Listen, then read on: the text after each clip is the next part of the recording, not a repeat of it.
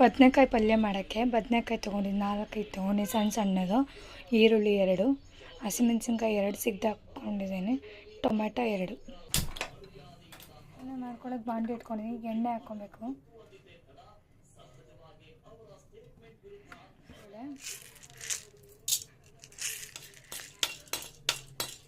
ಉದ್ದಿನಬೇಳೆ, ಸೊಪ್ಪು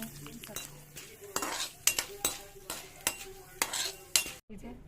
ಮಸಾಲೆ ದೋಸೆ ಮಾಡೋಕ್ಕೆ ಇಟ್ಟರೆ ಫ್ರೈ ಆದ ತಕ್ಷಣ ಸಾಸಿವೆ, ಖಾರಕ್ಕೆ ಎಷ್ಟು ಬೇಕೋ ಅಷ್ಟು, ಸಾಂಬಾರು ಪುಡಿನೂ ಹಾಕ್ತೀನಿ, ನೋಡ್ಕೊಂಡು ಹಾಕ್ಕೊಳ್ಳಿ. ಈರುಳ್ಳಿ,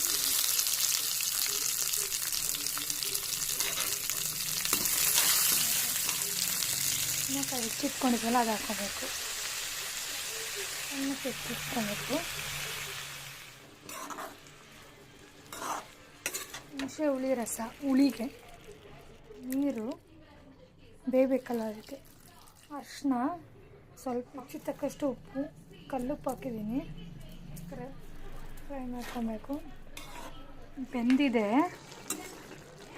ಒಂದ್ಸತಿ ಫ್ರೈ ಮಾಡ್ಕೊಬೇಕು.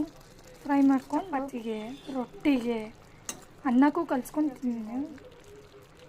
2 ಟೇಬಲ್ ಸ್ಪೂನ್ ಫ್ರೈ ಮಾಡ್ಕೊಬೇಕು. ಈಗ ಕಾಯಿ ಹಾಕ್ತಾಯಿದ್ದೀನಿ,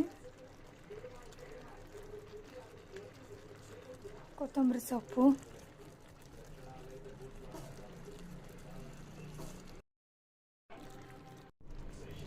ರೆಡಿ ಆಯಿತು.